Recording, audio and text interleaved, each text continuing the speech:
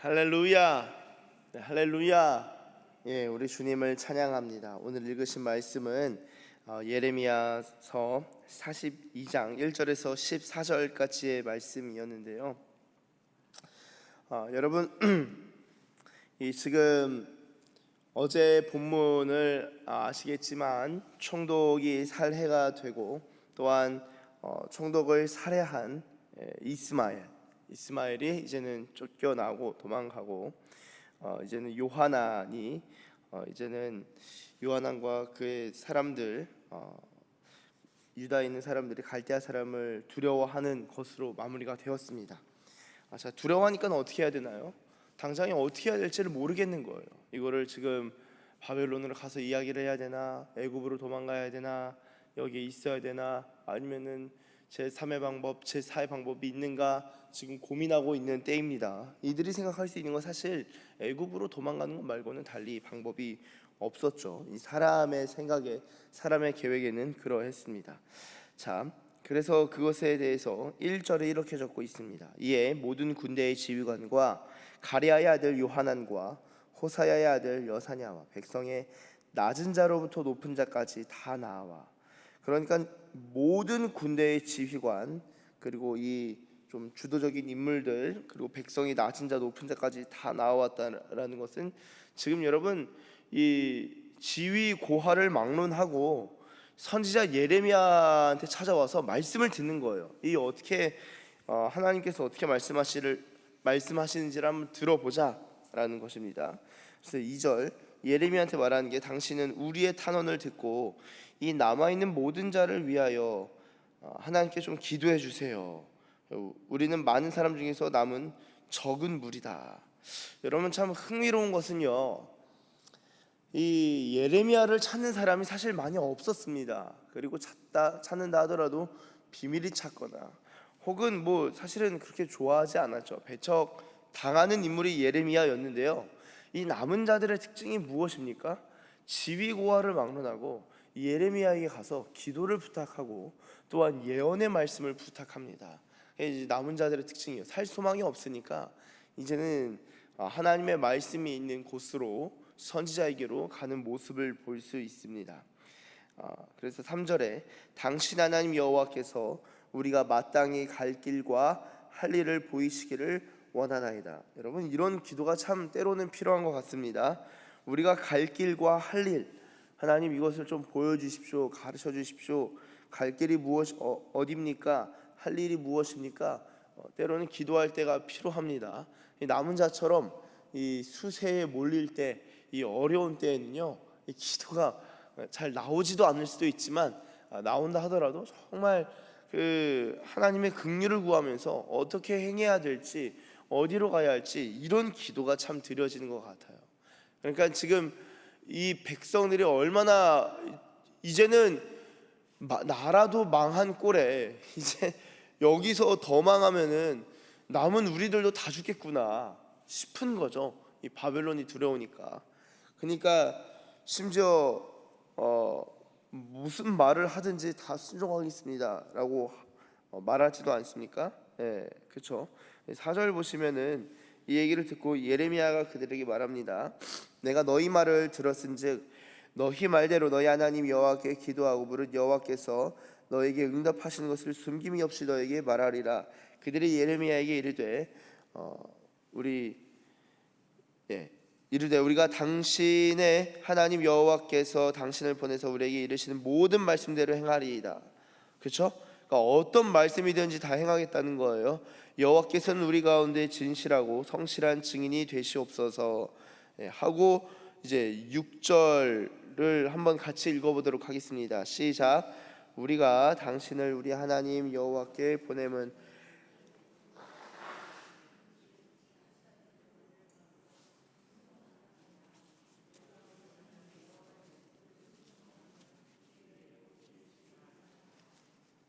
아멘. 여러분 보십시오. 6절에 그의 목소리가 우리에게 좋든지 좋지 않든지를 막론하고 순종하려 함이라. 우리가 우리 하나님 여호와의 목소리를 순종하면 복이 있으리라 하니라. 여러분, 이게 사람들은 알았던 거예요. 하나님 말씀에 순종하는 것은 입맛대로 순종하는 것이 아니라 이 좋든지 좋지 않든지, 이게 우리 인간적인 계획과 같은지 같지 않든지 하나님의 계획에 순종해야겠다. 그리고 그게 복이다. 여러분, 이게 남은 자들의 생각입니다. 하나님이 남은 자들을 남기신 이유를 좀 알 것 같아요. 그렇죠? 하나님의 말씀을 기다리는 마음, 그리고 하나님 앞에서 기도하고 어떤 그 요청하고 탄원하고 간구하는 마음, 그리고 하나님의 말씀이 우리의 계획과 우리의 마음과 상관없이 좋든지 좋지 않든지 하나님 말씀에 순종하면 그게 복이구나라는 것을 아는 사람, 그들이 남아 있는 것입니다. 그렇죠? 근데 이들이 지금 사실은 하루가 급하거든요. 당장이 좀 급해요. 왜냐하면은 지금 갈대아 군대를 인근에 있는 곳에서 병력들을 보낼 수도 있고 여러 어려운 상황인데, 이 여호와의 말씀이 언제 응답하냐? 7절 10일 후에 여호와의 말씀이 예레미야에게 임하니. 여러분, 이게 중요합니다. 우리가 이제 기도하면은 당장에 감동을 주시기 막 원해요. 그리고 이제 마음이 급할 때는 이게 응답인지 저게 응답인지 막 어렵습니다. 그런데 하나님의 말씀이 10일 뒤에 임했다라는 것은 지금 남은 자들이 10일 동안 기다렸다라는 것입니다. 도대체 언제 말씀이 임하나? 요청은 했는데 하나님 말씀하실까? 안 하실까? 이 얼마나 괴로운 시간이었을까요? 이 언제 갈대아 군대가 올지 모르는데 이 어려운 마음에 기다리고 있었습니다. 자, 근데 하나님의 답이 무엇이었을까요? 하나님의 답이 이전과 동일합니다. 10절 너희가 이 땅에 눌러 앉아 산다면 내가 너희를 세우고 헐지 아니하며 너희를 심고 뽑지 아니하리니 이는 내가 너희에게 내린 재난에 대하여 뜻을 돌이킴이라. 어디 도망가지 말고 누구한테 기대지 말고 그냥 여기 있으면은 하나님이 심고 뽑지 아니하신대요. 이게 예레미야 소명 1장 10절에 헐고 파멸하고 심고 세우고 뽑고, 이게 예레미야의 소명 중에 하나인데, 하나님의 말씀이 이 남은 자들 뽑지 아니할 것이다. 심고 뽑지 아니할 것이다. 왜냐하면은 재난에 대하여 뜻을 돌이킴이라. 여러분, 제가 이 말씀을 묵상하는데 생각을 해보세요. 하나님이 지금 유다 북이스라엘도 날라간 거고, 이미 날라갔고 한참 전에 날라갔고, 유다가 지금 몇 차례의 어려움을 겪었잖아요. 근데 이 남은 자들도 너무 어려우니까 이 상황이 꼬이니까 본인들이 남았는데, 이 남은 자로서도 꼬이니까 괴로운 상황에서 기도 요청하고 말씀 듣고 그러는데, 하나님 뭐라고 하시냐면은 그냥 거기 눌러 앉으라는 거예요. 그래서 저는요, 이 말씀을 볼 때 여러 성경의 구절들이 생각났는데, 한번 보시면요, 전도서 8장 3절 그리고 10장 4절을 보시면, 한번 찾아보실까요? 전도서 8장 3절.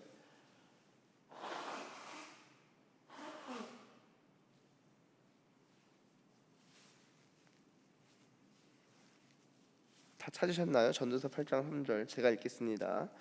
왕 앞에서 물러가기를 급하게 하지 말며 악한 것을 일삼지 말라. 왕은 자기가 하고자 하는 것을 다 행함이니라. 아멘. 하나님께서 왕이시죠. 하나님 앞에서 물러가기를 급하게 하지 말라. 하나님께서 하실 일은 다 하는 것이다. 이 말씀과 10장 4절,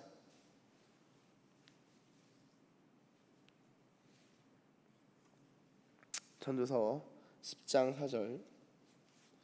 주권자가 내게 분을 일으키거든 사실 이스라엘의 주권자는 하나님이십니다. 너는 네 자리를 떠나지 말라. 공손함이 큰 허물을 용서받게 하느니라. 아멘. 여러분, 이 말씀 진짜 중요합니다. 이게 하나님이 징계하실 때요, 하나님이 우리 인생에 채찍질을 가하실 때는, 혼내실 때는요, 어떻게 보면은 그냥 약간 그 몸을 움츠리고 그냥 맞는 것도 지혜예요. 어떻게 볼 때 하나님 채찍질 하실 때 아야 하면서 주님 긍휼히 여겨주세요. 그거를 막 피해 다니려고 하면요, 하나님이 이거는 하나님께서 징계하시고 또한 징계하심으로 말미암아 깨닫게 하시고, 이 징계를 통하여 깨닫게 하는 말씀은 정말 너무나 많은데요. 대표적으로 시편 94편 12절, 시편 94편 12절 그냥 제가 읽겠습니다. 여호와여, 주로부터 징벌을 받으며 주의 법으로 교훈하심을 받는 자가 복이 있나니. 자, 야고보서 1장 12절, 시험을 참는 자는 복이 있나니 이는 시련을 견디어낸 자가 주께서 자기를 사랑하는 자들에게 약속하신 생명의 멸류관을 얻을 것이기 때문이라. 시편 119편 67절, 고난 당하기 전에는 내가 그릇 행하였더니 이제는 주의 말씀을 지키나이다. 고난 당한 다음에는 주님의 말씀을 지키게 되었다. 자, 보십시오. 하나님께서 우리 인생에 고난을 베푸시고 또한 징계를 베푸실 때에는 그로 말미암아 우리가 우리의 마음을 정결하게 하고 깨끗하게 하고 주님께로 돌아가고 또한 순수해지고 주님의 말씀을 지키게 되는 그런 유익이 있습니다. 고난에는 유익이 있다는 거예요. 고난당한 것이 내게 유익이라. 시편 119편에도 그런 말씀이 있죠. 고난당한 것이 내게 유익이라는 거예요. 여러분, 지금 남유다 백성들이 하나님 앞에서 사실 하나님이 심판하신 거죠. 하나님이 징계하실 때 이것을 도망가지 아니하고 애굽으로 가지 아니하고 바벨론으로 가서 먼저 그냥 막 손발절해서 하지 아니하고 그냥 두려울지라도 그냥 거기에 남아 있으면은 하나님이 이 재난에 대해서 뜻을 돌이키신다는 거예요. 재난에 대하여 뜻을 돌이키신다. 이게 무엇입니까? 하나님이 심판하셨는데 이들이 그 징계 가운데 겸비하고 그냥 하나님만, 나만 두려워하는구나, 그 모습을 보시면은 하나님이 벌을 감해 주신다는 거예요. 뜻을 돌이켜 주신다는 거예요. 그래서 여러분, 고난이 빨리 끝나기를 원한다면, 징계가 빨리 끝나기를 원한다면 그냥 그 자리에 하나님 앞에 엎드리는 길밖에 없다는 거예요. 그럼 주님이 긍휼히 여겨주신다라는 것입니다. 이거는요, 이 사람과의 관계도 마찬가지예요. 사람과의 관계가 얽히고 설킬 때가 있습니다. 괴롭죠. 너무나 괴로운 거예요. 그럼 그때 어떻게 해야 될까요? 때로는 그 사람 사이에서 그 문제들을 풀어나가는 것도 지혜지만요, 한편으로 어떤 것도 지혜냐? 이거 보니까 오해가 첩첩산중으로 그냥 겹겹이 쌓인 거예요. 이 사람 저 사람 서로가 오해하고 있는데 서로가 대화하지 않으려고 하는 상황에서 내 자신도 거기에 껴가지고 막 오해 속에 빠져 있는 거예요. 이거 어떻게 내가 풀 수가 없네? 어떻게 해야 될까요? 그런 오해를 받고 우리 자신도 어려움이 있을 때 그때 하나님이 풀어주시기를 기도해야 되는 거예요. 하나님이 이 관계를 통해서 내가 관계를 통해서 어려움을 겪고 있는데 이 고난과 이 징계함 가운데 하나님이 뜻이 있겠구나, 엎드려야 합니다. 그러면은 주님이 그것에 대해서 뜻을 돌이켜 주실 수 있어요. 그것을 가지고 사람들한테 막 묻고 이 사람이 어떠니 저쩌니 가지 막 뒷담화하고 그러면요, 끝이 없는 거예요. 여러분, 이것이 하나님이 인생 가운데 이 고난을 허락하실 때 고난에 대해서 고난을 거두시는 방법은 그 자리에 머무르는 거예요. 남유다 땅 가운데 머무르는 거예요. 갈대아가 두렵고 애국으로 도망가야겠다라는 개인의, 국가의, 공동체의 판단과 나름의 계획과 나름의 수와 나름의 수법들이 있지만 하나님이 원하시는 건요, 그냥 머물러 있으라는 겁니다. 이게 지혜예요. 이게 지혜. 여러분, 그럴 때 11절 말씀 보십시오. 11절도 한번 같이 읽어보겠습니다. 시작. 여호와의 말씀이니라.